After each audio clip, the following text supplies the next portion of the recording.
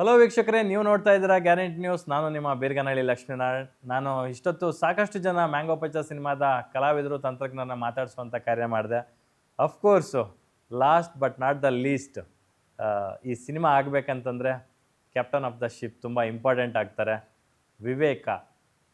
Mango Pachcha cinema ಒಂದು concept ಹುಟ್ಕೊಂಡಿದ್ದು, ಕತೆ ಹುಟ್ಕೊಂಡಿದ್ದು, ಆ ಸಿನಿಮಾ ಆಗೋದಕ್ಕೆ ಮೂಲ ಕರ್ತರು ಇವರೇ. ಸೊ ಈ ಸಿನಿಮಾದ ನಿರ್ದೇಶಕರು, ಬರಹಗಾರರು. ಸೊ ಅವ್ರು ನಮ್ಮೊಟ್ಟಿಗೆ ಕೂತಿದ್ದಾರೆ. ಈ ಸಿನಿಮಾದ ಸಕ್ಸಸ್ ಬಗ್ಗೆ ಅವ್ರೇನು ಹೇಳ್ತಾರೆ ಅಂತ ಕೇಳೋಣ. ವಿವೇಕ್ ಅವರೇ, ಕಾರ್ಯಕ್ರಮಕ್ಕೆ ಆತ್ಮೀಯ ಸ್ವಾಗತ. Thank you. ಎಷ್ಟು ಖುಷಿ ಆಗುತ್ತೆ, ಚೊಚ್ಚಲ ನಿರ್ದೇಶನದ ಸಿನಿಮಾ, ಈ ಥರದ ಒಂದು ಒಳ್ಳೆ ಅಪ್ರಿಷಿಯೇಷನ್ಸ್ ಪಡ್ಕೊಳ್ತಕ್ಕಂಥದ್ದು every corner of the Karnataka. ಇಲ್ಲ, ನನಗೆ ತುಂಬ ಖುಷಿ ಇದೆ, ತುಂಬ ನೆಮ್ಮದಿ ಇದೆ. ಒಂದು ಡೆಬ್ಯೂ ಸಿನಿಮಾ ಈ ಥರದ್ದು ಒಂದು ಪೊಸಿಷನಿಂಗ್ ಸಿಕ್ಕಿದ್ದು. ಆಮೇಲೆ ಸಂಚಿತ್ ಸಂಜೀವ್ ಅವ್ರದ್ದು ಮೊದಲನೇ ಸಿನಿಮಾ ನಾನು ಡೈರೆಕ್ಟ್ ಮಾಡಿದ್ದು. ಜೊತೆಗೆ ನಮ್ಮೆಲ್ಲ ತಾರಾಗಣ ಅಂದರೆ ಮಯೂರ್ ಅವರಿರ್ಬೋದು, ಕಾಜಲ್, ಮಂಜು ಅವರು, ಪ್ರಶಾಂತ್ ಹಿರೇಮಠ್ ಸರು, ಭಾವನಾ ಅವರು ಒಂದು ಚಿಕ್ಕ ರೋಲಿಗೆ ಬಂದು ಹೋದರು ಗೌರವ ನಟರಾಗಿ. ರಾಕ್ಲೈನ್ ವೆಂಕಟೇಶ್ ಅವರು ಬಂದು ಹೋದರು. ಸೊ ನಾವು ಕೇಳಿದವ್ರು ಅಷ್ಟು ಜನನು ನಮ್ಮ ಕಥೆನ ಅರ್ಥ ಮಾಡಿಕೊಂಡು ಅವರ ಸಮಯನ ಕೊಟ್ಟರು. ನಾವು ಎಷ್ಟು ಸತಿ ನಾವು ಅವ್ರಿಗೆ ಥ್ಯಾಂಕ್ಸ್ ಹೇಳಿದ್ರು ಸಾಕಾಗಲ್ಲ, ಅಷ್ಟು ಅವ್ರದ್ದು ಇನ್ವಾಲ್ವ್ಮೆಂಟ್ ಇದೆ. ಸೊ ಇದೆಲ್ಲ ಸಾಧ್ಯ ಆಗಿರೋದು ಇಡೀ ತಂಡದಿಂದ. ಆ ಜೊತೆಗೆ ನನ್ನ ಅಸಿಸ್ಟೆಂಟ್ ಡೈರೆಕ್ಷನ್ ತಂಡ, ನಮ್ಮ ಎಡಿಟರ್ ಶರತ್, ನಮ್ಮ ಮ್ಯೂಸಿಕ್ ಡೈರೆಕ್ಟರ್ ಚರಣ್ ಅವರು, ಆ್ಯಂಡ್ ವಿಶ್ವಾಸ್ ಕಶ್ಯಪ್ ಅವರು. ಅವ್ರ ಪ್ರೊಡಕ್ಷನ್ ಡಿಸೈನ್ ತುಂಬ ಮ್ಯಾಟ್ರ್ ಆಗಿದೆ ಈ ಫಿಲ್ಮ್ಗೆ. ಕಾಸ್ಟ್ಯೂಮ್ಸ್ ಮಾಡಿರೋದು ಯೋಗಿ ಜಿ ರಾಜ್ ಅವರು, ಅವ್ರು ನಮ್ಮ ಪ್ರೊಡ್ಯೂಸರ್ ಕೂಡ. ಸೊ ಹೀಗೆ ಇಡೀ ಎಲ್ಲರೂ ಸೇರಿ ಒಂದೊಂದು ಸಿನಿಮಾ ಕಟ್ಟಿರೋ ಒಂದು ಅನುಭವ ತುಂಬ ಚೆನ್ನಾಗಿದೆ. ಒಳ್ಳೆ ಎಕ್ಸ್ಪೀರಿಯನ್ಸ್ ಇದೆ ಆ್ಯಂಡ್ ಒಳ್ಳೆ ಬಿಗಿನಿಂಗ್. ಆ್ಯಸ್ ಅ ಟೆಕ್ನಿಷಿಯನ್ ಆಗಿ ನಿಮ್ಗೆ ಎಷ್ಟು ಪ್ಲೆಜರ್ ಅನಿಸುತ್ತೆ ಬಾದ್ಶಾ ಕಿಚ್ಚ ಸುದೀಪ್ ಅವರ ಕುಟುಂಬದ ಎರಡನೇ ಪೀಳಿಗೆಯನ್ನು ಬೆಳ್ಳಿತೆರೆಗೆ ಪರಿಚಯಿಸ್ತಕ್ಕಂಥದ್ದು? ಇಲ್ಲ, ನನಗೆ ಖುಷಿ ಇದೆ ಅದ್ರ ಬಗ್ಗೆ. ಆದರೆ ನನಗೆ ಇದ್ರದ್ದು ಅಂದರೆ ನಾವು ಶೂಟ್ ಮಾಡಬೇಕಾದ್ರೆಲ್ಲ ಅದ್ರ ಭಾರ ಇರಲಿಲ್ಲ. ಅಂದರೆ ಯಾರೂ ಕೂಡ ಅದನ್ನು ಪ್ರೆಷರ್ ಅಂತ ಯಾರೂ ಹೇಳಿರಲಿಲ್ಲ ನನಗೆ. ಯಾಕೆಂದರೆ ನಾನು ಏನು ಕಥೆ ಹೇಳಿದ್ದೆ ಅದೇ ಕಥೆನ ಶೂಟ್ ಮಾಡಿರೋದು. ಅಂದರೆ ಸಂಚಿತ್ ಅವ್ರಿಗೋಸ್ಕರ ಅಂತ ಡೆಬ್ಯೂ ಮಾಡ್ತಿರೋದ್ರಿಂದ ಒಂದಷ್ಟು ಅಬ್ಬರ ಆಡಂಬರಗಳು ಏನೂ ಇಲ್ದಲೆ, ಯಾವುದೇ ಥರದ ಅಂದರೆ ಈಗ ಓಪನಿಂಗ್ ಫೈಟು, ಓಪನಿಂಗ್ ಡಾನ್ಸು, ಈ ಥರದ್ದು ಏನೂ ಇಲ್ಲದೆ ಪ್ರಶಾಂತ ಮೊದಲನೇ ಸತಿ ನಾವು ಆತನನ್ನು ನೋಡೋದು ಜೈಲಲ್ಲಿ ಎಲ್ಲರ ಜೊತೆಗೂ ಕೂತ್ಕೊಂಡು ಸಾಮಾನ್ಯನಾಗಿ ಊಟ ಮಾಡ್ತಿರ್ತಾನೆ, ಮುದ್ದೆ ತಿಂತಾ ಇರ್ತಾನೆ. ಅದಾದಮೇಲೆ ನಾವು ವಾಪಸ್ 2002ಕ್ಕೆ ಬಂದಾಗ ತುಂಬ ನಾರ್ಮಲ್ ಒಬ್ಬ ಹುಡುಗನ ಥರ ಹವಾಯಿ ಚಪ್ಪಲಿ ಹಾಕ್ಕೊಂಡು ಒಂದು ಶಟರ್ ಎಳೆದು ಅವನ ಕಥೆನ ಹೇಳೋದಕ್ಕೆ ಶುರು ಮಾಡ್ತಾನೆ. ಸೊ ಈ ಥರದ ಪಾತ್ರಗಳು ಸ್ವಲ್ಪ ಖುಷಿ ಆಗುತ್ತೆ ಮಾಡೋದಕ್ಕೆ. ಯಾಕೆಂದರೆ ಹೀರೋ ಅನ್ನೋದಕ್ಕೋಸ್ಕರ ಒಂದಷ್ಟು ವಿಶೇಷವಾದ ಅಂಶಗಳನ್ನೇನು ನಾವು ಮಾಡಲಿಲ್ಲ. ಅಂದರೆ ಒಳ್ಳೆ ಬಟ್ಟೆ ಹಾಕಿಸ್ಬೇಕು, ಒಳ್ಳೆ ಚಪ್ಪಲಿ ಕೊಡಬೇಕು, ಒಳ್ಳೆ ಸ್ಟೈಲಿಂಗ್ ಮಾಡಿಸ್ಬೇಕು ಅಂತೇನಿಲ್ಲ. 2002, 2003, 2004ರಲ್ಲಿ ನಾನು ಯಾವ ಥರದ ಹುಡುಗರನ್ನ ಮೈಸೂರಲ್ಲಿ ನೋಡಿದ್ದೀನಿ, ಅದೇ ಥರದ ಒಬ್ಬ ಹುಡುಗ ಪ್ರಶಾಂತ ಅಲಿಯಾಸ್ ಪಚ್ಚ.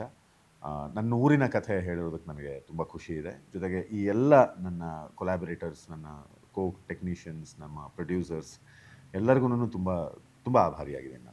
ಎಸ್ ವಿವೇಕ್ ಅವರೇ, what made you to give life to this script ಅಂತ? ಇದು ಆ್ಯಕ್ಚುಲಿ ಐಡಿಯಾ ನಾಗಭೂಷಣ್ ದೇಶಪಾಂಡೆದು, ಈ ಸಿನಿಮಾದ ಐಡಿಯಾ.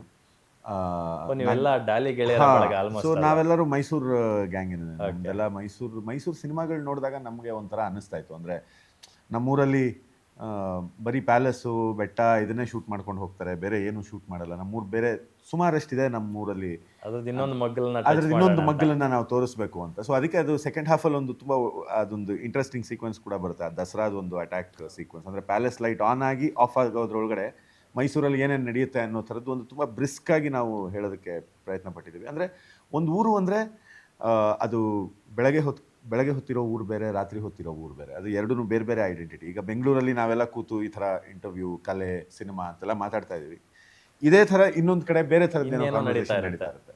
ಸೊ ಅದು ತುಂಬ ಇಂಟ್ರೆಸ್ಟಿಂಗ್. ಒಂದು ಊರು ಅನ್ನೋದು ಒಂದು ಕಥೆನಲ್ಲಿ ತುಂಬ ಆದಾಗ ತುಂಬ ಇಂಪಾರ್ಟೆಂಟ್ ಅನಿಸುತ್ತೆ. ಸಿಟಿ ಕ್ಯಾರೆಕ್ಟರ್ ಕೂಡ ನನಗೆ ಆ ಥರ ಆಲ್ಮೋಸ್ಟ್ ಮೈಸೂರಲ್ಲಿ ಶೂಟ್ ಮಾಡಿದ್ದೀವಿ. ಒಂದು 90-95% ನಾವು ಮೈಸೂರಲ್ಲೇ ಶೂಟ್ ಮಾಡಿರೋದು, ಎಲ್ಲೂ ಚೀಟ್ ಮಾಡಿಲ್ಲ. ರಿಯಲ್ ಲೊಕೇಶನ್ಸಲ್ಲೇ ಮಾಡಿದ್ದೀವಿ. ಆಮೇಲೆ ಮೈಸೂರು ಸುಣ್ಣದಕೇರಿ ಜನ ಮತ್ತು ನಮ್ಮ DC ಆಫೀಸ್ ಹಿಂದೆ ನಮ್ಮ ಸುಜಿ ಅಂಗಡಿ ಟೀ ಸ್ಟಾಲ್ ಸೆಟ್ ಹಾಕಿದ್ದು, ಅಲ್ಲಿ ಹೋಗ್ತಿದ್ದವ್ರು ಬರ್ತಿದ್ದವರು ನಮಗೆ ಸಿಕ್ಕಿದ ಕೋಆಪ್ರೇಷನ್. ಏರಿಯಾಗಳಿಗೆ ಹೋದಾಗ ಯಾರೂ ಡಿಸ್ಟರ್ಬ್ ಮಾಡಲಿಲ್ಲ. ಅವರು ಊಟ ತಂದು ಕೊಡೋರು, ಕಾಫಿ ತಂದು ಕೊಡೋರು, ಎಲ್ಲಾದರೂ ಕ್ಯಾಂಟೀನಲ್ಲಿ ಹೋಗಿ ತಿಂಡಿ ತಿಂದರೆ ಅವರು ದುಡ್ಡು ಇಸ್ಕೋತಾ ಇರಲಿಲ್ಲ. ಈ ಥರ ಎಲ್ಲ ಸುಣ್ಣದಕೇರಿಯಲ್ಲಿ ತುಂಬ ಚೆನ್ನಾಗಿ ನೋಡ್ಕೊಂಡಿದ್ದಾರೆ ನಮ್ಮನ್ನ. ಅದು ತುಂಬ ಖುಷಿ ಇದೆ ಮೈಸೂರಿಗೆ ವಾಪಸ್ ಹೋಗಿ ಸಿನಿಮಾ ಮಾಡಿದ್ದು. ಜೊತೆಗೆ ಈ ಮ್ಯಾಂಗೋ ಪಚ್ಚ ಅನ್ನೋ ಥರದ ಒಬ್ಬ ಕ್ಯಾರೆಕ್ಟರ್, ಅಂದರೆ ಆಲ್ಮೋಸ್ಟ್ ನೋಡಿದವ್ರಿಗೆ ಒಬ್ಬ ರಿಯಲ್ ಮನುಷ್ಯನ ಕಥೆನೇ ಅಂತ ಅನಿಸೋ ಥರದ್ದು ಒಂದು ಲೈಫ್. 2002ರಿಂದ 3, 4, 5, 6 ಅಂದರೆ ವರ್ಷ ಆ ಕ್ಯಾರೆಕ್ಟರ್ಗೆ ಏನೇನಾಯಿತು, ಅವನ ತಳಮಳಗಳೇನು, ಅವನು ಹೇಗೆ ಬೆಳೆದ, ಅವನ ಗರ್ಲ್ ಫ್ರೆಂಡ್ ಯಾರು, ಅವನ ತಾಯಿ ಯಾರು, ಅವನ ತಮ್ಮ ಯಾರು, ಅಂದರೆ ಹೀರೋ ಅಂದರೆ ಬರೀ ಹೀರೋ ಅಷ್ಟೇ ಅಲ್ಲ, ಹೀರೋ ಸುತ್ತ ಇರೋ ಒಂದು ಪ್ರಪಂಚ, ಅವನ ಏರುಪೇರುಗಳು ಎಲ್ಲದನ್ನು ತೋರಿಸ್ಬೇಕು ಅಂತ ನಾವು ಈ ಕಥೆನ ಆಯ್ಕೆ ಮಾಡ್ಕೊಂಡಿದ್ದು. ಪ್ಲಸ್ ಈ ಎಲ್ಲ ಆಶಯಗಳು ಎಲ್ರಿಗೂ ಅರ್ಥ ಆಯಿತು ಕೂಡ, ಪ್ರೊಡ್ಯೂಸರ್ಸ್ಗೆ ಮತ್ತು ನಮ್ಮ ಬಹುಶಃ ಇದು ಕಾಲಘಟ್ಟ ನೋಡಿದಾಗ ನೀವು ಕೂಡ ಅದಕ್ಕೆ ವಿಟ್ನೆಸ್ ಆಗಿದ್ದೀರಾ ಅನ್ಸುತ್ತೆ. ಹೌದು ಸೊ ಹೌದು ಹಾಗಾಗಿ ನಾನು ನೀವು ಆಕ್ಟಿವ್ ಆಗಿ ಕಣ್ಣಾರೆ ನೋಡಿರ್ತಕ್ಕಂಥದ್ದು, ನಿಮ್ಮ ತಂದೆಯಿಂದ ಅಥವಾ ನೀವು ಸಂಬಂಧಿಕರಿಂದ ಕೇಳಿರ್ತಕ್ಕಂಥದ್ದು, ಹೌದು ನೀವು ಓದಿರ್ತಕ್ಕಂಥದ್ದು, ಹೌದು ಅವೆಲ್ಲ ಅನುಭವಗಳನ್ನ ಇಟ್ಕೊಂಡು ಕತೆ ಕಟ್ಟಿದ್ದ ಹೇಗೆ? ಖಂಡಿತ ಹೌದು. ಯಾಕೆಂದರೆ ನಾವು ಒಂದು ಊರ ಬಗ್ಗೆ ಕಥೆ ಬರಿಬೋದು. ಅಂದರೆ ಈಗ ನಾನು ಇಲ್ಲಿ ಕೂತ್ಕೊಂಡು ಬೆಂಗಳೂರಿನಲ್ಲಿ ಕೂತ್ಕೊಂಡು ಹುಬ್ಳಿದು ಒಂದು ಕಥೆ ಬರಿಬೋದು, ಅಥವಾ ಹುಬ್ಳಿನಲ್ಲಿ ಕೂತ್ಕೊಂಡು ಚೆನ್ನೈದು ಒಂದು ಕಥೆ ಬರಿಬೋದು. ಆದರೆ ಬರೆಯೋದಷ್ಟೇ ಅಲ್ಲ, ಆ ಊರು ಹೇಗಿರುತ್ತೆ ಅನ್ನೋ ಕಲ್ಪನೆ ನಿಮಗೆ ತುಂಬ ಚೆನ್ನಾಗಿರಬೇಕು. ಅಂದರೆ ಆ ಊರಿನ ಬಟ್ಟೆ, ಆ ಊರಿನ ಊಟ, ಆ ಊರಿನ ತಿಂಡಿ, ಇಂಥದ್ದೆಲ್ಲ ನಿಮಗೆ ಪರಿಚಯ ಇದ್ದರೆ ಆ ಊರನ್ನ ಇನ್ನೂ ಚೆನ್ನಾಗಿ ಕಟ್ಬೋದು. ನೀವು ಚೆನ್ನಾಗಿ ತೆರೆ ಮೇಲೆ ಕಟ್ಕೊಡ್ಬೋದು. ಆ ಊರಿನ ಜನರ ಮಾತು ಹೇಗೆ ಆಡ್ತಾರೆ. ಯಾಕೆಂದರೆ ನಮ್ಮ ಸಿನಿಮಾದಲ್ಲಿರೋ ಕ್ಯಾರೆಕ್ಟರ್ಗಳೆಲ್ಲ ತುಂಬ ಲೋವರ್ ಮಿಡಲ್ ಕ್ಲಾಸ್ ಕ್ಯಾರೆಕ್ಟರ್. ಯಾವುದೋ ಒಂದು DVD ಅಂಗಡಿ ಇಟ್ಕೊಂಡಿರೋನು ನಮ್ಮ ಸಿನಿಮಾದ ನಾಯಕ ನಟ. ಸಿನಿಮಾದ ನಾಯಕ ನಟಿ DC ಆಫೀಸ್ ಹತ್ರ ಯಾವುದೋ ಒಂದು ಟೀ ಅಂಗಡಿ, ರೋಡ್ ಸೈಡ್ ಟೀ ಅಂಗಡಿ ಇಟ್ಕೊಂಡಿದ್ದಾರೆ. ಈ ಥರ ಅಂದರೆ ನಾವು ನೋಡೋ ಪಾತ್ರಗಳಿದು. ಅಂದರೆ ನಾವು ಪ್ರತಿದಿನ ಕಣ್ಣಲ್ಲಿ ನೋಡಿ ನಮ್ಮಿಂದ ಮರೆಯಾಗೋ ಥರದ ಪಾತ್ರಗಳು. ಆ ಪಾತ್ರಗಳ ಕಥೆ ಹೇಳಬೇಕು ಅಂತ ಈ ಕಥೆ ನಮಗೆ ತುಂಬ ಇಷ್ಟ ಆಗಿದ್ದು ನಮ್ಮ ತಂಡಕ್ಕೆ. ಆಮೇಲೆ ಇದನ್ನು ತೊಗೊಂಡು ಹೊರಗಡೆ ಹೇಳಿದಾಗ್ಲೂ ಎಲ್ರಿಗೂ ಇಷ್ಟ ಆಯಿತು. ಸೊ ಅದಾಗಿ ಆಗೋದಕ್ಕೆ 2026 ಆಯಿತು. So I am happy, finally it is out. Vivek ಅವರು ಕೂಡ ನಮ್ಮ ಜನಾಂಗದವರು, ಅಂದರೆ I mean journalist. So journalism ಮಾಡ್ಕೊಂಡು ನಂತರ RJ ಆಗಿದ್ಕೊಂಡು ಈ ಸಿನಿಮಾ ಮಾಡಬೇಕು ಅನ್ನೋ ಮೊಳಕೆ ನಿಮ್ಮಲ್ಲಿ ಹೊಡೆದಿದ್ದು ಯಾವಾಗ ಸರ್? ಯಾಕಂತಂದರೆ ನಿಮ್ಮ ಗೆಳೆಯರ ಬಳಗ ಆಲ್ಮೋಸ್ಟ್ ಅಲ್ಲಿ ಮೈಸೂರು ಬಾಯ್ಸ್ ಎಲ್ಲಾನು ಚಿತ್ರರಂಗದಲ್ಲೇ ತೊಡಸ್ಕೊಂಡಿದ್ದಾರೆ. ಪೂರ್ಣ ಅವ್ರು ಇರ್ಬೋದು, ನಾಗಭೂಷಣ್ ಇರ್ಬೋದು, ಡಾಲಿ ಅವ್ರು ಇರ್ಬೋದು. ನಮಗೆಲ್ಲ ತುಂಬ ದೊಡ್ಡ ಇನ್ಸ್ಪಿರೇಷನ್ನು ಧನಂಜಯ್. ಯಾಕಂದರೆ ನಮ್ಮ ಇಡೀ ಗ್ಯಾಂಗ್ನಲ್ಲಿ ಮೈಸೂರು ಬಿಟ್ಟು ಹೊರಗಡೆ ಬಂದು ಒಂದು ಕಟೌಟ್ ಅಂತ ಬಿದ್ದಿದ್ದು ಬೆಂಗಳೂರಿನಲ್ಲಿ ತ್ರಿವೇಣಿ ಥಿಯೇಟ್ರಲ್ಲಿ ಧನಂಜಯ್ ಅವರು. ಇದು ಗುರುಪ್ರಸಾದ್ ಅವರ ಸಿನಿಮಾಗೆ ಎರಡನೇ ಸಲ ಡೈರೆಕ್ಟರ್ ಸ್ಪೆಷಲ್ಗೆ 2013ರಲ್ಲಿ ನಾನು ಅವಾಗ ಚೆನ್ನೈಯಲ್ಲಿ ಕೆಲಸ ಮಾಡ್ತಾ ಇದ್ದೆ. ಸೊ ನಮಗೆಲ್ಲ ತುಂಬ ಥ್ರಿಲ್ ಆಗಿತ್ತು. ಅಂದರೆ ನಮ್ಮ ಜೊತೆ, ಅಂದರೆ ನಾವು ಏನೋ ಮಾಡ್ಬೋದು, ಅಂದರೆ ಬೆಂಗಳೂರು ನಮಗೆ ಕೈಗೆಟಕದಲ್ಲೇ ಇರೋ ಥರದ್ದು ಊರಲ್ಲ. ನಾವು ಹೋದರೂ ಈಗ ಧನಂಜಯ್ ಹಿಂಗೆ ಆಗಿದೆ ಅಂತಂದರೆ ಅದು ನಮಗೆ ಇನ್ಸ್ಪಿರೇಷನ್. ನಾವೂ ಫಾಲೋ ಮಾಡಿ ನಾವೂ ಬರ್ಬೋದು, ಇಲ್ಲಿ ಧೈರ್ಯವಾಗಿ ನುಗ್ಬೋದು, ಧೈರ್ಯವಾಗಿ ಕಥೆಗಳು ಹೇಳ್ಬೋದು ಅಂತ ಅನಿಸಿದ್ದು ನಮ್ಗೆ ಆವಾಗಲೇ. ಜೊತೆಗೆ ನನ್ನೆಲ್ಲ ಗೆಳೆಯರನ್ನು ಚಿತ್ರರಂಗದಲ್ಲೇ ಇದ್ದಾರೆ. ಒಂದು ರೈಟಿಂಗ್, ಡೈರೆಕ್ಷನ್, ಎಡಿಟಿಂಗ್, ಮ್ಯೂಸಿಕ್ ಏನಾದರೂ ಒಂದು ಇದರಲ್ಲಿ ತೊಡಗಿಸ್ಕೊಂಡಿದ್ದಾರೆ. ಜೊತೆಗೆ ನಮ್ಮ ಸಪೋರ್ಟ್ ಸಿಸ್ಟಮ್ ಇದೆಯಲ್ಲ, ಇದೆಲ್ಲ ನಮ್ಮ ಗೆಳೆಯರು. ಅಂದರೆ ನಾವು ಸ್ಕ್ರಿಪ್ಟ್ ಕಳಿಸಿದಾಗ ಓದ್ಬಿಟ್ಟು ಹೇಳೋದು, ಚೆನ್ನಾಗಿದೆ ಚೆನ್ನಾಗಿಲ್ಲ ಅಂತ ಹೇಳೋದು, ಅಥವಾ ಇದನ್ನು ಮಾಡಲೇಬೇಡ ಅಂತ ಹೇಳೋದು. ಸೊ ಈ ಥರದ್ದೊಂದು ಸಪೋರ್ಟ್ ಸಿಸ್ಟಮ್ ನಮಗೆ ತುಂಬ ಇಂಪಾರ್ಟೆಂಟ್. ನನಗೆ ಅದು ನಮ್ಮ ಗೆಳೆಯರಲ್ಲಿ ಸಿಗುತ್ತೆ. ಈಗ ಪೂರ್ಣ, ನಾಗಭೂಷಣ್, ನಮ್ಮ ಧನಂಜಯ್ ಇರ್ಬೋದು. ಸೊ ಎಲ್ಲರೂ ಸಿನಿಮಾ ನೋಡಿದ ದಿನಾನೇ ಫೋನ್ ಮಾಡಿದರು, ಮೊದಲನೇ ದಿವಸನೇ ಫೋನ್ ಮಾಡಿದರು, ಅವರ ಫೀಡ್ಬ್ಯಾಕ್ಗಳು ಹೇಳಿದ್ರು, ತುಂಬ ಖುಷಿಪಟ್ಟರು. ಅಂದರೆ ಮೊದಲನೇ ಸರಿ ಸಿನಿಮಾ ಒಂದಾಗಿ ಥಿಯೇಟ್ರಿಗೆ ಹೋಗಿರೋದಕ್ಕೆ ನನಗೆ ಅದ್ರ ಬಗ್ಗೆ ಎಲ್ಲ ತುಂಬ ಗ್ರ್ಯಾಟಿಟ್ಯೂಡ್ ಇದೆ. ನನಗೆ ನನ್ನ ಫ್ರೆಂಡ್ಸ್ ಪ್ರೌಡ್ ಆಗಬೇಕು ಅಂತಲೇ ಇದ್ದಿದ್ದು, ನನ್ನ ಫ್ರೆಂಡ್ಸು, ನನ್ನ ಫ್ಯಾಮಿಲಿ, ಅವ್ರಿಗೆಲ್ಲ ಪ್ರೌಡ್ ಮಾಡಬೇಕು ಅಂತಲೇ ಇದ್ದಿದ್ದು. ಯಾರಪ್ಪ ಇವನು ಈ ಥರ ಪಿಕ್ಚರ್ ಮಾಡ್ಬಿಟ್ಟ ಅಂತ ಅನ್ನಿಸ್ಬಿಡಬಾರ್ದು ಅಂತ. ಸೊ ಅದು ನನಗೆ ಸಂತೋಷ ಇದೆ. ಅವರೆಲ್ಲರೂ ತುಂಬ ಖುಷಿಯಿಂದ, ತುಂಬ ಆತ್ಮೀಯರಾಗಿ ಮತ್ತೆ ಮಾತಾಡಿದ್ದಾರೆ. ಆ್ಯಂಡ್ ಬೇರೆ ಎಲ್ಲ ನಿಮ್ಮ ಬಳಗದಿಂದನೂ ಅಷ್ಟೇ, ಜರ್ನಲಿಸ್ಟ್ಗಳ ಬಳಗದಿಂದನೂ ಅಷ್ಟೇ. ಜೊತೆಗೆ ನನಗೆ ಸಿನಿಮಾ ಇಂಟ್ರೆಸ್ಟ್ ಅದೇ ಮೈಸೂರಿಂದನೇ ಸ್ಟಾರ್ಟ್ ಆಗಿದೆ. ಎಲ್ಲ ಶುರುವಾಗಿದ್ದು ಅಲ್ಲಿಂದನೇ. ಮಹಾರಾಜ ಕಾಲೇಜಲ್ಲಿ ಓದ್ತಾ ಇದ್ದೆ. ಸೊ ನಮಗೆ ರಂಗಾಯಣದಿಂದ ನಾಟಕ ಮಾಡಿಸೋದಕ್ಕೆ ಬರ್ತಾಯಿದ್ರು. ರಂಗಾಯಣದ ಒಡನಾಟ ಶುರುವಾಯಿತು. ಸೊ ರಂಗಾಯಣದ ಒಡನಾಟ ಶುರುವಾದಾಗ ಅಲ್ಲಿಯ ರಂಗಭೂಮಿಯ ಡಿಸಿಪ್ಲಿನ್ಗಳು, ನಮ್ಮ ಪ್ರಶಾಂತ್ ಸರು, ಆಮೇಲೆ ನಮ್ಮ mime Ramesh sir, Santhosh Kumar Kusnoor, KP sir, Madev sir, ಇವರೆಲ್ಲರೂ ನಮಗೆ ತುಂಬ ಕೈ ಹಿಡಿದು ನಡೆಸಿದ್ದಾರೆ. ನಂದಿನಿ ಮೇಡಮ್ ಇರ್ಬೋದು, ಶಶಿ ಅಕ್ಕ, ಗೀತಾ ಮೊಂಟಡ್ಕ, ಇವರೆಲ್ಲರೂ ತುಂಬ ಕೈ ಹಿಡಿದು ನಡೆಸಿದ್ದಾರೆ ನಮಗೆಲ್ಲ. ಆ ರಂಗಾಯಣ ಅನ್ನೋದಿಲ್ದಲೇ ಇದ್ದಿದ್ರೆ ಇದು ಯಾವುದೂ ಆಗ್ತಾ ಇರಲಿಲ್ಲ. ಅಂದರೆ ನಮ್ಮ ಗೆಳೆಯರ ಬಳಗನೂ ಇಷ್ಟು ಕ್ಲೋಸ್ ಆಗಿ ಇರ್ತಾ ಇರಲಿಲ್ಲ ರಂಗಾಯಣ ಅನ್ನೋದು. So Rangayana is that magnet which main ಬುನಾದಿ.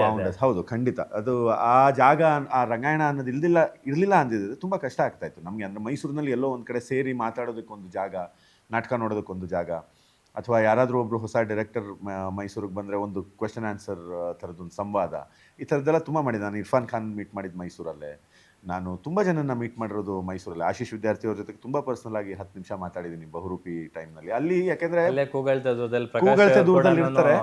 ಸೊ ಯಾರು ಮಾಡಿದ್ದಾರೆ. ಡಿಸ್ಟರ್ಬ್ ಕೂಡ ಮಾಡಲ್ಲ. ಆ ಥರ ಫೇಮಸ್ ಜನ ಬಂದರೆ ಇಲ್ಲಪ್ಪ ಅವ್ರ ಪಾಡಿಗೆ ಅವ್ರು ಇದ್ದಾರೆ ಅಂತ ಅಂದ್ಬಿಟ್ಟು ಹೋಗಿ ಮಾತಾಡ್ಸಿದ್ರೆ ಮಾತಾಡ್ತಾರೆ.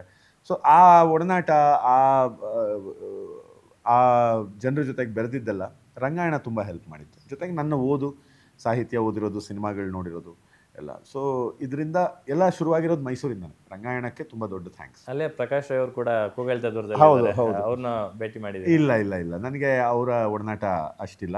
ಆದರೆ ರಂಗಾಯಣ ತುಂಬ ಮುಂಚೆಯಿಂದ ಇದೆ. ನನಗೆ 2001, 2, 3ರಿಂದನೇ ನಾನು ಅಲ್ಲಿ ತುಂಬ ಆ್ಯಕ್ಟಿವ್ ಆಗಿದ್ದೆ. ನಮ್ಮ 2005-6ರಲ್ಲಿ ನಾಟಕಗಳು ಮಾಡೋದಕ್ಕೆ ಶುರು ಮಾಡಿದ್ವಿ. ಸೊ ಈ ನಾಟಕಗಳು ಮಾಡೋದಕ್ಕೆ ಶುರು ಮಾಡಿದಾಗ ಎಲ್ಲರೂ ನನಗೆ ಪರಿಚಯ ಆಗಿದ್ದು. ಸೊ ಇವರು ನಮ್ಮ ಅಕ್ಷತಾ ಪಾಂಡವಪುರ ಆ್ಯಕ್ಟ್ರೆಸ್ಸು, ಅವರು ಕೂಡ JSS ಕಾಲೇಜಿಂದ ನಾಟಕ ಮಾಡ್ತಾಯಿದ್ರು. ಪೂರ್ಣ ಮಹಾಜನಾಸ್ ಕಾಲೇಜಿಂದ ನಾಟಕ ಮಾಡ್ತಾಯಿದ್ದ.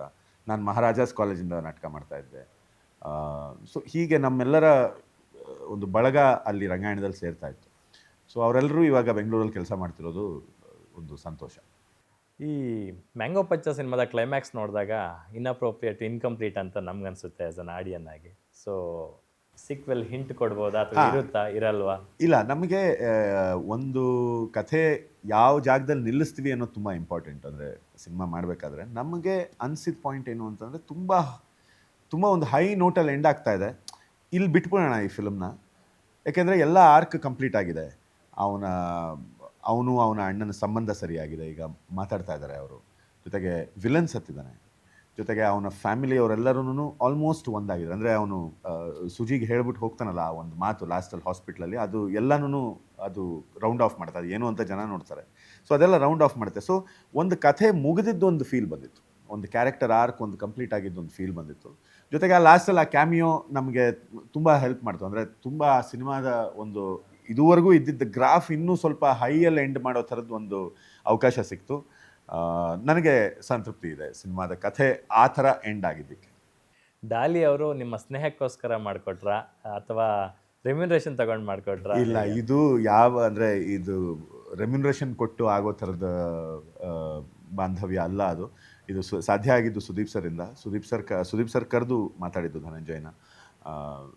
ಧನಂಜಯ್, ಅದು ನಾನು ಏನು ಹೇಳೋದು ಅಂದರೆ ಯಾವುದೇ ಅವಶ್ಯಕತೆ ಇರಲಿಲ್ಲ ಧನಂಜಯ್ಗೆ ಇದನ್ನು ಮಾಡೋದು. ಅಂದರೆ ಒಬ್ಬ ಹೊಸ ನಿರ್ದೇಶಕ, ಹೊಸ ನಟನ ಸಿನಿಮಾದಲ್ಲಿ ಬಂದು ಆ ಥರ ಮಾಡೋ ಅವಶ್ಯಕತೆ ನನಗಂತೂ ಏನೂ ಕಾಣ್ತಾ ಇಲ್ಲ. ಅಂದರೆ ಈ ಸಿನಿಮಾದಿಂದ ಧನಂಜಯನಿಗೆ ಏನೋ ಆಗುತ್ತೆ ಅನ್ನೋದು ನನಗೆ ಕಾಣ್ತಾ ಇಲ್ಲ. ಆದರೆ ಬಂದಿದ್ದು only for mango Pachcha, only for Sudeep sir and only for the film.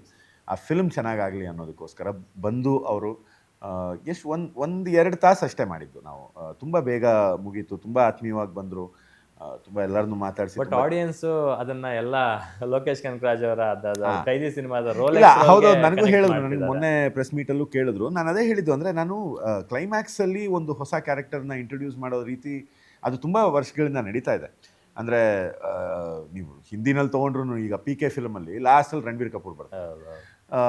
ಇಲ್ಲ ಅಂತಂದರೆ ಬೇರೆ ಸುಮಾರು ಸಿನಿಮಾಗಳಲ್ಲಿ ಆ ಥರ ಆಗ್ತಾನೆ ಬಂದಿದೆ. ಯಾಕೆಂದರೆ ಕ್ಲೈಮ್ಯಾಕ್ಸಲ್ಲಿ ಒಂದು ಕ್ಯಾಮಿಯೋಗೆ ಅಂತ ಒಂದು ಜಾಗ ಯಾವಾಗಲೂ ಓಪನ್ ಆಗಿರುತ್ತೆ. ಅದನ್ನು ಎಷ್ಟು ಕ್ಲೆವರಾಗಿ ನೀವು ಸೇರಿಸ್ತೀರಾ ಅನ್ನೋದು ನಿಮ್ಮ ಇದಕ್ಕೆ ಬಿಟ್ಟಿದ್ದು. ಅಫ್ಕೋರ್ಸ್ ಅದು ವಿಕ್ರಮಲ್ಲಿ ತುಂಬ ಚೆನ್ನಾಗಾಗಿದೆ. ವಿಕ್ರಮಲ್ಲಿ ತುಂಬ ಚೆನ್ನಾಗಿ ಆ ರೋಲೆಕ್ಸ್ ಅನ್ನೋ ಕ್ಯಾರೆಕ್ಟರ್ ಆಗಿರೋದ್ರಿಂದ ಎಲ್ರಿಗೂ ಅದು ತಲೆಯಲ್ಲಿ ಉಳಿದಿದೆ. ಆದರೆ ನಾವು ಮಾಡಿದ್ದೊಂದು ಕಾರಣ ಏನಕ್ಕೆ ಅಂತಂದರೆ, ಪಚ್ಚ ಅಷ್ಟು ವರ್ಷ ಜೈಲಲ್ಲಿ ಇದ್ದಾಗ ಮೈಸೂರು ಹೇಗಿತ್ತು, ಅಂದರೆ ಈ ಥರದ ಒಂದು ಸಾಮ್ರಾಜ್ಯ ಕಟ್ಟಿ ಆಳಿ ಹೋಗಿರೋನು ವಾಪಸ್ ಜೈಲಿಂದ ಬರ್ತಾ ಇದ್ದಾನೆ ಅಂದರೆ ಮೈಸೂರು ಹೇಗಿತ್ತು ಆಮೇಲೆ. ಯಾಕೆಂದರೆ ಅವನು ಪಚ್ಚ ಜಾಗವನ್ನು ಇನ್ನೊಬ್ರು ಯಾರೋ ಒಬ್ರು ಆಕ್ಯುಪೈ ಮಾಡಿರ್ತಾರೆ. ಆ ಥರದ್ದು ಒಂದು ಆಪೋಸಿಷನ್ ಬೇಕು ಎಂಡಲ್ಲಿ ಅನ್ನೋ ಒಂದು ನಿರ್ಧಾರಕ್ಕೆ ಬಂದು ನಾವು ಅದನ್ನು ಇನ್ಕಲ್ಕೇಟ್ ಮಾಡಿದ್ದು. ನಮಗೆ ಖುಷಿ ಇದೆ ಅದು ಇನ್ಕಲ್ಕೇಟ್ ಆಗಿರೋದು. ಆಮೇಲೆ ನನಗೆ ಥಿಯೇಟ್ರಲ್ಲಿ ನೋಡಿದಾಗ ಆ ರೆಸ್ಪಾನ್ಸಲ್ಲೇ ನನಗೆ ಚೆನ್ನಾಗಿ ಗೊತ್ತಾಗುತ್ತೆ. ಅಂದರೆ ಜನ ಅದನ್ನು ಇಷ್ಟಪಡ್ತಿರೋ ರೀತಿ. ಆಮೇಲೆ ಅದನ್ನು ನಾವೇನು ತುಂಬ ಎಲಿವೇಟೆಡ್ ಆಗಿ ಆ ಥರನೂ ಮಾಡಿಲ್ಲ. ತುಂಬ ಸಿಂಪಲ್ ಆಗಿ ಫಸ್ಟ್ ಒಂದು ಕಾಲ್ ಬರುತ್ತೆ, ಅದಾದಮೇಲೆ ಒಂದು ಸಣ್ಣದೊಂದು ಶಾರ್ಟ್, ಪ್ಲಸ್ ಅದರಲ್ಲಿ ಏನೂ ತುಂಬ ನಾವು ಇದು ಮಾಡೋಕ್ಕೆ ಹೋಗಿಲ್ಲ. ಯಾಕೆಂದರೆ ಧನಂಜಯ್ ಪ್ರೆಸೆನ್ಸೇ ಅಷ್ಟು ಸ್ಟ್ರಾಂಗ್ ಆಗಿದೆ.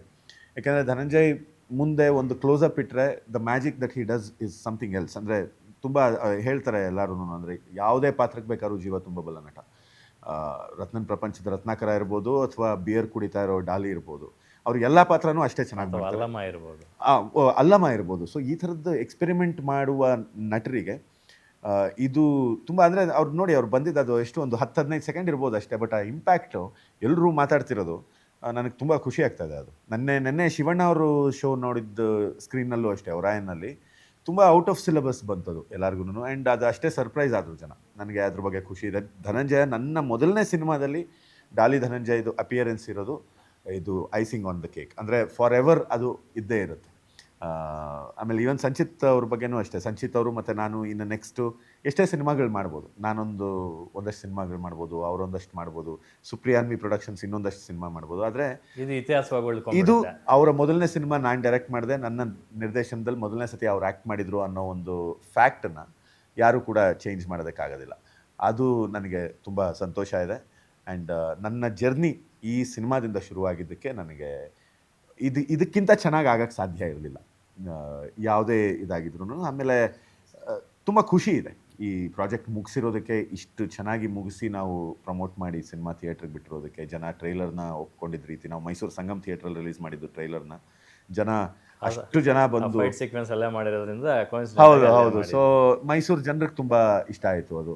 ಸೊ ಹೀಗಾಗಿ ನಮಗೆ ತುಂಬ ಏನಂತಾರೆ ಏನೋ ಒಂದು ಹೊಸ ಥರದ ಒಂದು ಎಕ್ಸ್ಪೀರಿಯನ್ಸ್ನ ಥಿಯೇಟ್ರಲ್ಲಿ ಕೊಟ್ಟಿದ್ದೀವಿ ಅನ್ನೋ ಥರದ್ದು ಒಂದು ಸಮಾಧಾನ ಇದೆ ನಮಗೆ. ಸಿನಿಮಾದಲ್ಲಿ ಒಂದು ಡೈಲಾಗ್ ನಂಗೆ ತುಂಬ ಇಷ್ಟ ಆಯಿತು. ನನಗನ್ಸುತ್ತೆ ಈ ಗಿಡ ಮಾತ್ರ ಬೆಳೀತಾ ಇಲ್ಲ, ಈ ಗಿಡದ ಜೊತೆ ವ್ಯಕ್ತಿ ಕೂಡ ಬೆಳೀತಾ ಇದ್ದಾನೆ ಅನ್ಸುತ್ತೆ ಅಂತ ಭವನಾರಾಮಣ್ಣ ಅವರು ಒಂದು ಡೈಲಾಗ್ ಹೊಡಿತಾರೆ. ಅದು ಈ ಒಂದು ಸಂದರ್ಶನಕ್ಕೆ ನಾವು ಅಳವಡಿಸ್ಕೊಳ್ಳೋದಾದ್ರೆ ಈ ಸಿನಿಮಾದ ಜೊತೆಗೆ ಸಂಚಿತ್ ಕೂಡ ಬೆಳೀತಾ ಇದ್ದಾರೆ. ನಿರ್ದೇಶಕರಾಗಿ ನೀವು ಕೂಡ ಒಳ್ಳೆ ಸ್ಕೋರ್ ಮಾಡಿದ್ದೀರಾ. ಅದು ಜನರ ಪ್ರತಿಕ್ರಿಯೆಗಳನ್ನ ನೋಡಿದ್ರೆ ಗೊತ್ತಾಗ್ತಿದೆ. ನಿಮ್ಮ ಕಾರ್ಯವೈಖರಿಯನ್ನ ಮೆಚ್ಚಿ ಇನ್ ಕೇಸ್ ಫ್ಯೂಚರ್ ಅಲ್ಲಿ ಸುದೀಪ್ ಅವರು ನನಗೊಂದು ಸಿನಿಮಾ ಮಾಡ್ಕೊಡಿ ವಿವೇಕ್ ಅವರು ಅಯ್ಯೋ ಹೇಳಿದ್ರೆ ಇಲ್ಲ, ನನಗೆ ತುಂಬ ಖುಷಿನೇ. ಅದು ತುಂಬ ಖುಷಿನೇ. ಅಂದರೆ ಈಗ ಅವ್ರಿಗೆ ನಾನು ಆ್ಯಕ್ಷನ್ ಕಟ್ ಹೇಳಬೇಕು ಅಂತಂದರೆ ಅದಕ್ಕೆ ಇನ್ನೂ ಜಾಸ್ತಿ ಪ್ರಿಪ್ರೇಷನ್ ಬೇಕು. ಅಂದರೆ ಮೊದಲನೇ ಸಿನಿಮಾ ಇದು. ಅಫ್ಕೋರ್ಸ್ ನಾವು ಅಸಿಸ್ಟೆಂಟ್ ಡೈರೆಕ್ಟರ್ ಆಗಿ, ರೈಟರ್ಸ್ ಆಗಿ ನಾವು ಎಲ್ಲ ಕಡೆ ಕೆಲಸ ಮಾಡ್ಕೊಂಡು ಬಂದಿರ್ತೀವಿ ಸಿನಿಮಾಗೆ. ಆದರೆ ಅಸಿಸ್ಟೆಂಟ್ ಡೈರೆಕ್ಟರಾಗಿ ನೀವೇನೇನು ಕಲ್ತಿರ್ತೀರ ಅದನ್ನೆಲ್ಲ ಅನ್ಲರ್ನ್ ಮಾಡಿ ನೀವು ಡೈರೆಕ್ಟರ್ ಆಗಬೇಕಾಗುತ್ತೆ. ಇಷ್ಟು ವರ್ಷ ಕಲ್ತಿರೋದೆಲ್ಲ ಏನಿದೆ ಅದನ್ನೆಲ್ಲ ಅನ್ಲರ್ನ್ ಮಾಡಿ ಡೈರೆಕ್ಟರ್ ಚೇರಲ್ಲಿ ನೀವು ಕೂತ್ಕೋಬೇಕಾಗುತ್ತೆ. ನೀವು ಒಂದು ಶಾರ್ಟ್ ಓಕೆ ಮಾಡಬೇಕಾದ್ರೆ ಇದನ್ನು ಓಕೆ ಮಾಡ್ಬೋದಾ ಮಾಡಬಾರ್ದಾ, ಆ ಒಂದು ಪ್ರೆಸೆನ್ಸ್ ಆಫ್ ಮೈಂಡ್ ಅದೆಲ್ಲ ತುಂಬ ತುಂಬ ಶಾರ್ಪ್ ಆಗಿರಬೇಕಾಗುತ್ತೆ. ಸೊ ಇನ್ನೂ ಒಂದಷ್ಟು ಸಿನಿಮಾಗಳ ಎಕ್ಸ್ಪೀರಿಯನ್ಸ್ ಆದಮೇಲೆ ನಾನು ನಿಜವಾಗ್ಲೂ ನಾನು ಸುದೀಪ್ ಸರ್ಗೊಂದು ಸಿನಿಮಾ ಮಾಡಬೇಕು ಅಂತ ಆಸೆ ಇದೆ. ಅದು ಗೊತ್ತಿಲ್ಲ, ಇನ್ನೂ ಒಂದಷ್ಟು ಸಿನಿಮಾಗಳು ನನಗೆ ಎಕ್ಸ್ಪೀರಿಯನ್ಸ್ ಆಗಬೇಕು. ಆ್ಯಂಡ್ ಅಷ್ಟು ದೊಡ್ಡ ಸ್ಟಾರ್ ನಟ ಅಫ್ಕೋರ್ಸ್ ಎಲ್ರಿಗೂ ಗೊತ್ತು, ಆದರೆ ಎಷ್ಟು ಒಳ್ಳೆ ನಟ ಅಂತ ಎಲ್ರಿಗೂ ಕೂಡ ಗೊತ್ತು. ಅಂದರೆ ಯಾವ ಭಾಷೆಯಲ್ಲಿ ಹೋಗಿ ಮಾಡಿದ್ರು ಅಭಿನಯದ ಚಕ್ರವರ್ತಿ ಅಂತಾರೆ. ಸೊ ಅವ್ರು ಯಾವ ಭಾಷೆಯಲ್ಲಿ ಹೋಗಿ ಮಾಡಿದ್ರು, ಈಗ ತೆಲುಗಲ್ಲಿ ಹೋಗಿ ಮಾಡಿದ್ರು, ಹಿಂದಿನಲ್ಲಿ ಫೂಂಕು, ರಣ್, ತಮಿಳಲ್ಲಿ ಎಲ್ಲ ಸಿನಿಮಾಗಳಲ್ಲೂ ಅವರ ಪ್ರೆಸೆನ್ಸ್ ಇದೆಯಲ್ಲ, ಅದು ತುಂಬ ತುಂಬ ಜೈಜಾಂಟಿಕ್ ಪ್ರೆಸೆನ್ಸ್ ಅದು. ಅಂದರೆ ಸುಮ್ಮನೆ ಯಾವುದೋ ಕಥೆ ತೊಗೊಂಡು ಹೋಗೋಕ್ಕಾಗಲ್ಲ. ಅವ್ರ ಹತ್ರ ತುಂಬ ಯೋಚನೆ ಮಾಡಿ ತುಂಬ ವೆಲ್ ಪ್ರಿಪೇರ್ಡ್ ಆಗಿ ಹೋಗಬೇಕು. ಆ ಪ್ರಿಪ್ರೇಷನ್ಗೆ ಸ್ವಲ್ಪ ಸಮಯ ಬೇಕಾಗುತ್ತೆ. ಆದರೆ ಆ ವಿಂಡೋ ಏನಾದರೂ ಓಪನ್ ಇದ್ದರೆ ಖಂಡಿತವಾಗ್ಲೂ ನಾನಷ್ಟೇ ಅಲ್ಲ, ಯಾವ ಡೈರೆಕ್ಟರ್ ಆದರೂ ಒಪ್ಕೊಳ್ತಾರೆ. ಕನ್ನಡದಲ್ಲಿ ಅಷ್ಟೇ ಅಲ್ಲ, ಇಡೀ ಇಂಡಿಯಾದಲ್ಲೇ ಯಾರು ಬೇಕಾದರೂ ಮಾಡೋದಕ್ಕೆ ರೆಡಿ ಇರ್ತಾರೆ. ನಾನು ಅದಕ್ಕೇನು ಹೊರತಾಗಿಲ್ಲ. ನಾನು ಖಂಡಿತ ಮಾಡೋದಕ್ಕೆ ಆಸೆ ಇದೆ ನನಗೆ. ಥ್ಯಾಂಕ್ ಯು ವಿವೇಕ್ ಅವರೇ. Thank you. ಸಾಕಷ್ಟು ವಿಚಾರಗಳನ್ನ ನಮ್ಮ ಜೊತೆ ಶೇರ್ ಮಾಡ್ಕೊಂಡ್ರಿ. Thank you. ಸೊ ಮೊದಲ ಸಿನಿಮಾದಲ್ಲೇ ಈ ಥರದ ಒಂದು ಗೆಲುವನ್ನು ನೀವು ತಂದುಕೊಟ್ಟಿದ್ದೀರಾ. ಇದು ಬರೀ ನಿಮ್ಮೊಬ್ಬರ ಗೆಲುವಲ್ಲ, ಇಡೀ ತಂಡ ಖುಷಿ ಪಡ್ತಾ ಇದೆ. ಥಿಯೇಟ್ರ್ ಮಾಲೀಕರು ಖುಷಿ ಪಡ್ತಿದ್ದಾರೆ, ನೋಡಿದಂಥ ಆಡಿಯನ್ಸು ಖುಷಿ ಪಡ್ತಿದ್ದಾರೆ ಅಂದಾಗ ಇದಕ್ಕಿಂತ ಖುಷಿ ಇನ್ನೇನಿರಕ್ಕೆ ಸಾಧ್ಯ. ಹೌದು. ಕೊನೆಯದಾಗಿ ನಮ್ಮ ಗ್ಯಾರಂಟಿ ನ್ಯೂಸ್ ಥ್ರೂ ಕನ್ನಡ ಆಡಿಯನ್ಸ್ಗೆ ಏನು ಹೇಳಕ್ಕೆ ಬಯಸ್ತೀರಿ? ನಾನು ಕನ್ನಡ ಆಡಿಯನ್ಸ್ಗೆ ಏನು ಹೇಳೋಕ್ಕೆ, ಕನ್ನಡ ಆಡಿಯನ್ಸ್ಗೆ ನಾನು ಮೆಸೇಜ್ ಕೊಡೋಷ್ಟು ನನಗೆ ಗೊತ್ತಿಲ್ಲ. ಆದರೆ ನನ್ನ ಪ್ರಕಾರ ಸಿನಿಮಾ ಅನ್ನೋ ಮಾಧ್ಯಮ ಇದೆಯಲ್ಲ, ಅದು ಲಾಸ್ಟ್ ಒಂದು 4-5 ವರ್ಷದಲ್ಲಿ ತುಂಬ ಜಾಸ್ತಿ ಬದಲಾಗೋಯ್ತು. ಅಂದರೆ ಕೋವಿಡ್ ಆದಮೇಲೆ ಆದ ಚೇಂಜ್ ಇದೆಯಲ್ಲ ಸಿನಿಮಾದಿಂದ ತುಂಬ ಡ್ರಾಸ್ಟಿಕ್. ಅಂದರೆ ಈ ಬದಲಾವಣೆ ಬಹುಶಃ ಒಂದು 15 ವರ್ಷದಲ್ಲಿ ಆಗಬೇಕಾಗಿದ್ದಂಥ ಬದಲಾವಣೆ ಇದು 2 ವರ್ಷದಲ್ಲಿ ಆಗೋಯ್ತು. ಯಾರಿಗೆ ಹೇಗೆ ರಿಯಾಕ್ಟ್ ಮಾಡಬೇಕು ಅಂತ ಗೊತ್ತಾಗ್ತಾ ಇಲ್ಲ, ಹೇಗೆ ರೆಸ್ಪಾಂಡ್ ಮಾಡಬೇಕು ಅಂತ ಗೊತ್ತಾಗಲಿಲ್ಲ 2023, 24, 25ರಲ್ಲಿ. ಅಂದರೆ ಏನು ಇನ್ಮೇಲೆ ಥಿಯೇಟ್ರ್ ಹೋಗೇ ಬಿಡುತ್ತಾ, ಇನ್ಮೇಲೆ ಥಿಯೇಟ್ರಲ್ಲಿ ಬಂದು ಸಿನಿಮಾ ನೋಡೋ ಅವಕಾಶಗಳೇ ಇರಲ್ವಾ, ಆ ಥರ ಎಲ್ಲ ಅನ್ನಿಸ್ತಾ ಇತ್ತು. ನಮಗೂ ತುಂಬ ಭಯ ಆಗ್ತಾಯಿತ್ತು, ನಾವು ಎಲ್ಲ ಇದೇ ಫೀಲ್ಡಲ್ಲಿ ಇರೋದ್ರಿಂದ. ಆದರೆ ನಿಧಾನವಾಗಿ ಒಂದಷ್ಟು ಸಿನಿಮಾಗಳು ಮತ್ತು 2024, 25, 26ರಲ್ಲಿ ನಾವು ಎಲ್ಲ ನೋಡಿದಾಗ ನಮ್ಮ ಕನ್ನಡದ ಸಿನಿಮಾಗಳಿರ್ಬೋದು, ನಮ್ಮ ಕಾಂತಾರ, ಎಕ್ಕ, ಸೂಫ್ರಮ್ಸು, ಸರ್ದು, ಮ್ಯಾಕ್ಸು, ಇದೆಲ್ಲ ನಾವು ನೋಡಿದಾಗ ಇಲ್ಲಪ್ಪ, ಥಿಯೇಟ್ರಲ್ಲಿ ಸಿನಿಮಾನ ಜನ ನೋಡೋದಕ್ಕೆ ಕಾಯ್ತಾ ಇದ್ದಾರೆ. ನಾವು ಒಳ್ಳೆ ಸಿನಿಮಾ ಕೊಡೋದು ಮಾತ್ರ ನಮ್ಮ ಜವಾಬ್ದಾರಿ. ನಮಗೆ ಜನ ಥಿಯೇಟ್ರಿಗೆ ಬರ್ತಿಲ್ಲ ಅಂತ ನಮ್ಮ ಬಾಯಲ್ಲಿ ಬರಬಾರ್ದು, ಆ್ಯಕ್ಚುಲಿ ಬರಬಾರ್ದು. ಯಾಕೆಂದರೆ ಅವ್ರು ಯಾಕೆ ಬರ್ಬೇಕು ಹೇಳಿ? ಅಂದರೆ ಆ ಥರದ್ದು ಯಾವುದೇ ಆಬ್ಲಿಗೇಷನ್ ಇಲ್ಲ ಅವರಿಗೆ ಸಿನಿಮಾ ಬಂದು ನೋಡೋದಕ್ಕೆ. ಬಟ್ ಸ್ಟಿಲ್ ಅವರು ಈ ಮಳೆ, ಚಳಿ, ಗಾಳೀಲಿ, ಈ ಥರದ ಪೆಟ್ರೋಲ್ ರೇಟಲ್ಲಿ, ಈ ಥರದ ಟ್ರಾಫಿಕಲ್ಲಿ, ಅದು ನಿಮ್ಗೆ ಗೊತ್ತು, ಬೆಂಗಳೂರಿನಲ್ಲಿ ಒಂದು ಥಿಯೇಟ್ರಿಗೆ ಹೋಗಬೇಕು ಅಂದರೆ ಪಾರ್ಕಿಂಗಿಗೆ ದುಡ್ಡು ಕೊಡಬೇಕು. ಅಂದರೆ ಮನೆಯಿಂದ ಹೊರಗಡೆ ಬಂದರೆ ದುಡ್ಡು. ಒಂದು ಮಲ್ಟಿಪ್ಲೆಕ್ಸಲ್ಲಂತೂ ತುಂಬ ಕಷ್ಟ ಇದೆ ಇವಾಗ, ಅಂದರೆ ಮಿಡಲ್ ಕ್ಲಾಸ್ ಜನರಿಗೆ. ಸೊ ಆದರೂ ಕೂಡ ಅವರು ಇಷ್ಟು ನಮ್ಮ ಮೇಲೆ ಪ್ರೀತಿ ಇಟ್ಟು, ಸರ್ ಮೇಲೆ ಪ್ರೀತಿ ಇಟ್ಟು, ಅವರ ಅಭಿಮಾನಿಗಳು, ಸಂಚಿತ್ ಅವ್ರಿಗೆ ಹುಟ್ಕೊಂಡಿರೋ ಒಂದು ಬಳಗ, ಅಂದರೆ ಅವರ ನಟನೆ ನೋಡಿಕೊಂಡು ಹುಟ್ಕೊಂಡಿರೋ ಬಳಗ, ಅವ್ರಿಗೆ ಜೂನಿಯರ್ ಕಿಚ್ಚ ಅಂತ ಅವ್ರು ಕರೆಯೋ ಪ್ರೀತಿಯಿಂದ ಅವ್ರು ಹೆಂಗೆ ಕರೀತಾರಲ್ಲ ಅವ್ರನ್ನ ಹೆಗಲ ಮೇಲೆ ಹೊತ್ಕೊಂಡು, ಅದು ನೋಡೋದಕ್ಕೆ ತುಂಬ ಖುಷಿ ಇದೆ ನನಗೆ ಇದಿನ್ನೂ ಮಲ್ಟಿಫೋಲ್ಡ್ ಆಗುತ್ತೆ. And Sanchit will definitely be a superstar and I think he is already in the making. And down the line 2-3 years Sanchit will be an asset to Kannada cinema. Super thank you Vivek ಅವರೇ. Thank you ಒಳ್ಳೆಯದಾಗಲಿ ನಿಮ್ಮ ಭವಿಷ್ಯದ ಕನಸುಗಳಿಗೆ. ಒಳ್ಳೆಯದಾಗಿ. Thank you so much. Yes ವೀಕ್ಷಕರೇ, ನೋಡಿದ್ರಲ್ಲ Mango Pachcha ಚಿತ್ರದ captain of the ship Vivek ಅವರ ಮನದಾಳದ ಮಾತುಗಳನ್ನು. ಇದಾಗಿತ್ತು ಇವತ್ತಿನ ವಿಶೇಷ ಕಾರ್ಯಕ್ರಮ. ನೋಡ್ತಾ ಇರಿ ಗ್ಯಾರಂಟಿ ನ್ಯೂಸ್, ಸುದ್ದಿ ಖಚಿತ, ನ್ಯಾಯ ನಿಶ್ಚಿತ. ನಾನು ನಿಮ್ಮ ಬೀರ್ಗನಹಳ್ಳಿ ಲಕ್ಷ್ಮೀನಾರಾಯಣ್.